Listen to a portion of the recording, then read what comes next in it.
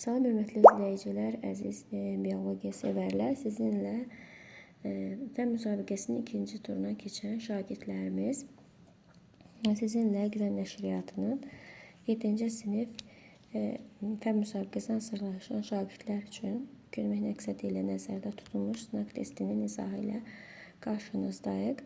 İlk öncə izaha başlamamızdan əvvəl kanalımıza dəstək məqsədi ilə abunə olmağı və bəyənməyi, bəyənirsinizsə bəyənmə butonuna basmağı unutmayın. Keçək sualımızın izahına. Amfiblər, repetitorlar, balıqlar verilmiş canlılar üçün ortaq fikirləri seçin. Bunlar üçün ortaq fikirlər hər ikisi bədən örtüyü serik ifraz edən vəzlərlə zəngindir. Sürünənlərdə bu yoxdur deyə bunu hər üçünü götürə bilmirik. Daxili oksiskelet onurğaya malikdir. Bəli, bunu götürə bilərik. Soyuqqanlıdırlar. Bəli, bunu görə qəliləşmiş pulcuqla örtülmüş bu ancaq sürünənlərə aiddir. Bütün nümunə su mühitində yaşayır. Bu da balıqlara aiddir. 3 stəkan götürək. Birinci stəkana bir neçə çəltik dəni töküb ağzına qədər su ilə dolduraq. İkinci stəkana yaş pambıq qoyub üzərinə buğda dəni tökək. Üçüncü stəkana noxud toxumlarını qoyub ağzına qədər su ilə dolduraq. Hər iki stəkanı isti yerdə saxlasaq verilənlərdən hansı baş verməz? Üçüncü toxumlar şişər. Bəli, üçüncü stəkandakı toxumlar şişəcək, ancaq oksigen çatışmazlığı nədənilə cücərməyəcəkdir. İkinci stəkanlar toxumlar cücərər. Bəli, cücərəcəkdir. Üçüncü toxumlar cücərməz. Bizdən də soruşur ki, hansılar baş verməz. Üçüncü stəkandakı toxumlar cücərməz. Bu bəli cücərməz. Birinci stəkan toxumlar cücərməz. Xeyr, birinci stəkandakı toxumlar cücərəcək. Çünki biz bilirik ki, çəltik toxumlar suyun altında belə oksigendən istifadə etmək qabiliyyətinə malikdir.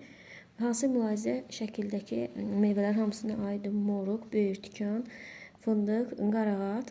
İndi bizə mürəkkəb meyvə, moruqla böyürtükan mürəkkəb meyvədir. Digərlərinə aid etmək. Bir dişiciyi olur, moruqla böyürtükan mürəkkəb meyvədir və bir neçə dişici əmələ gəlir. Çiçəyin bir yumurtalığı əmələ gəlməsin, çiçəyin yumurtalığı iştirak edir. Bəli, bunu hamısına aid edə bilərik. Düzgün fikirləri seçin. Viruslardan başqa bütün canlı orqanizmlər təşkil olunub, hüceyrələrdən təşkil olunub. Bütün plastda xlorofil pigmenti olur. Xeyr, məsələn, leykoplastlarda xlorofil pigmenti yoxdur. Nüvənin daxili maye mühiti nüvə şürəsi adlanır. Bəli, bir də bu aiddir. Qılafın xaricisi plazmatik membran. Bu da xeyr. Çünki qılafın daxili hissəsi plazmatik membran adlanmış olacaq. Ona görə də 1-3 A variantı. Yarpaqlar qarşı-qarşıya düzülmüş zoğda yarpaqla eyni sayda olur. Yarpaqla eyni sayda olan buğum ola bilməz. Çünki bir buğuma 2 yarpaq düşür. Təpə tumurcuğu, hər birinin birdən təpə tumurcuğu, qoltuq tumurcuğu bəli ola biləcək. B variantı. Buğum arası isə buğumların sayından 1 vahid əksik olur həmişə. Cədvələ əsasən səhv olanı seçin. Üzərində əlavə kök və əlavə tumurcuq əmələ gələ bilər. Yarpağın doğrudur. Bəli, bunu düzgün götürərik. Biz də səhv olanı götürmək cavab üçün götürəcəyik deyə bunu götürməyəcəyik. Meyvənin üzərində əlavə kök, əlavə tomurcuq əmələ gələ bilər. Yanlışdır. Bəli, bu da götürməyəcəyik cavab olaraq. Kökün üzərində əlavə kök, əlavə tomurcuq əmələ gələ doğru götürüblər. Düzdür, kökün üzərində əlavə tomurcuq əmələ gələ bilər. Ancaq kökün üzərində heç bir zaman əlavə kök əmələ gəlmir. Gövdə yarpağın üzərində əmələ gəlir əlavə kök. Ona görə 1-3-dür götürəcəyimiz düzgün cavab olaraq götürəcəyimiz. Sonra gövdənin üzərində əlavə kök, əlavə tomurcuq əmələ əslində düzdür, amma burada yanlış götürüldüyü üçün cavabımızın bir də bu olacaq. Çiçəyin üzərində nə əlavə kök, əlavə tomurcuq əmələ gələ bilər. Söz də yanlışdır. Ona görə düzdür o. Bu da B variantını götürmüş olacaq 6-cı sualda. 7-ci sual. Uyğunluğu müəyyən edin. Kiçik ölçülü və hərəkətdə xidmət edən qamçıya bənzər quruğa malikdir. Burada spermatozoiddən söhbət gedir. Hüceyr və toxumalar oksigen daşınmasına, karbon qazının xarici olmasında iştirak edir. Burada ertositlərdən söhbət gedir. Qıcıqları qəbul edir. Burada isə neyronlardan söhbət getmiş olacaq. Ona görə də 7-ci sualımızda bunları da ümumiləşdirsək, o da olacaq C variantı. 1-ə C, 2-ə 3-ə N, A. Əgər birinci çiçəkdə 2 qat mayalama baş vermişdir, bu çiçəkdə ola bilməz. 2 qat mayalama baş vermişdirsə bu dişi çiçəkdir və bir cinsli çiçəkdirsə burada erkəkçik olmayacaqdır. Kiçikdən böyüyə doğru düzgün ardıcıllığı müəyyən edən burada ən kiçik olan populyasiyadır. Populyasiyadan sonra təbii birlik, təbii birlikdən sonra ekosistem gəlir. Ekosistemdən sonra ən böyük birlik olan biosfer gəlir. Bu da D variantına uyğun gəlmiş olur 9-cu sualımızda. 10-cu sualda nə soruşur? Qışı bitkisinin həyat dövrünü ziqotda nə inkişaf edir? Ümumiyyətlə yadınıza saxlayın, protaldır. Protanın üzərində cinsi hüceyrələr əmələ gəlir, mayalanma baş verir. Mayalanmadan sonra ziqot əmələ gəlir. Ziqotdan isə cavan bitki inkişaf etmiş olacaqdır. Bu da A variantı. 11-ci sualda şəkildə neçə yarpaq və yarpaq ayası vardır? Burada baxsaq 1, 2, 3, 4, 5 dənə yarpaq var.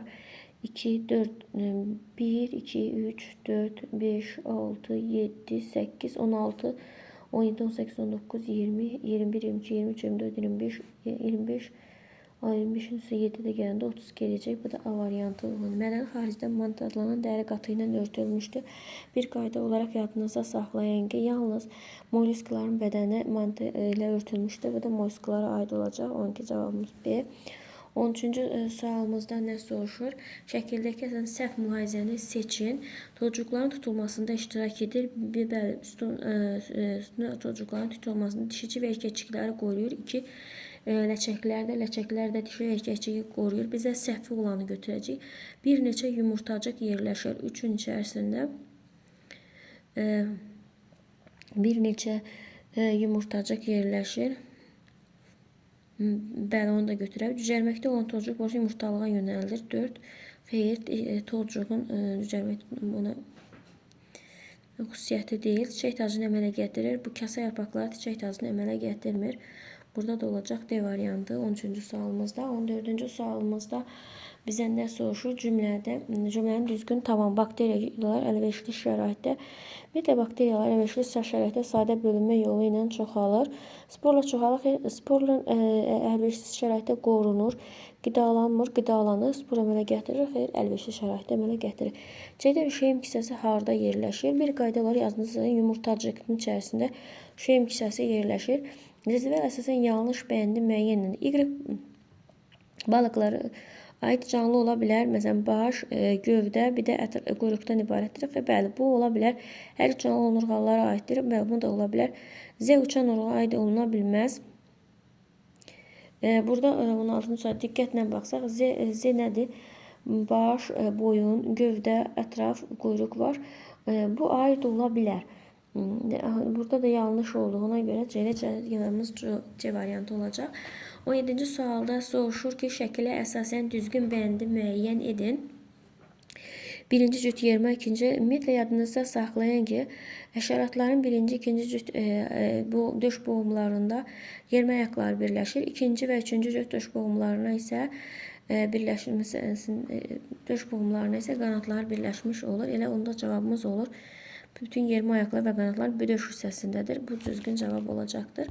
18-ci sualımızda nə soruşur? Bir ləpəli bitki, toxumun quruluşu, qabıq, endosperm, birdən rüşeymdən ibarətdir. Endosperm rüşeym hansı variantdadır? Bu da D variantındadır. Uyğunluğu müəyyən edin. Buğum, yarpaq qoltuğu, yan tomurcuq. Deməli, burada birə buğuma aiddir B, birə aiddir B, 2'ye ait olacak, Y ait olacak yarpak koltuğu, 3'e ait olacak, 3'e de ait olacak D. Yan tomurcuğa ise D'ye ait olmuş olacak. Bu da deyilənləri uyğunlaşdırsak 19-cu sualımızın cevabı olacaq B variantı. Bitkilərə aid toxumadır. Bitkilərə aid toxuma bilirsiniz ki, örtük toxumaları ancaq bitkilərə aiddir. Bu C variantına uyğun gəlir. Sonra deyir ki, mikroskopun böyütmə dərəcəsi bir hüceyrə canlının şəklinin ölçüsü 2,4, bir hüceyrə canlının faktiki ölçüsü. Biz bu zaman şəklinin ölçüsünü, yəni 2,4'ü böləcəyik 800'ə. Bundan da alacağıq 0,3. Bunu da millimetrdir. Bizə mikrometrlə dediyinə görə bunu da minə vursaq, bu da eləyəcək 3 mikrometr. Bu da D variantına uyğun gəlmiş olacaq. Qanadçıqları və meyvələr külək vasitəsilə yayılır. Burada söhbət cökə bitkisindən gedir.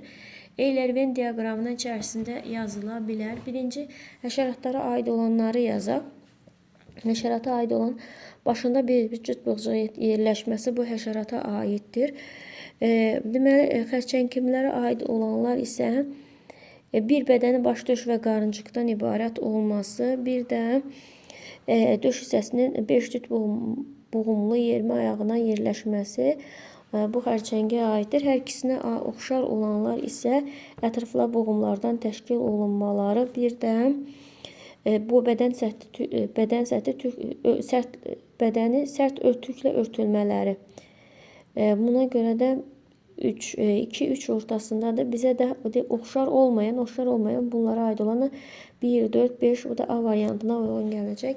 24-cü sualımızda nə soruşur? Tozlanma sxeminə uyğun gəlir. Burada da baxırıq, çarpaz tozlanmadır.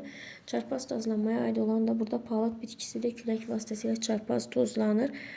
Sonra uyğunluğu müəyyən edin. Biri üçün faydalı, digər üçün heç bir təsiri olmayırsa, buna aid olacaq komensalizm. Yəni buna aid olacaq A variantı. Biri üçün faydalı, digər biri üçün faydalı, digər üçün zərərlidirsə bu parazitizmdir. 2-yə uyğun gəlir C. 3'e hər ikisi üçün faydalızmdır. Hər ikisi də dedik ki, hər ikisi üçün faydalıdır. Hər ikisi faydalısı, hər ikisi sevinir. Türklər demişkən mutlu olur. Ona görə də mutalizmi bu şəkildə də yadınızda saxlayın. Bu qədər, diqqətinizə görə sağ olun.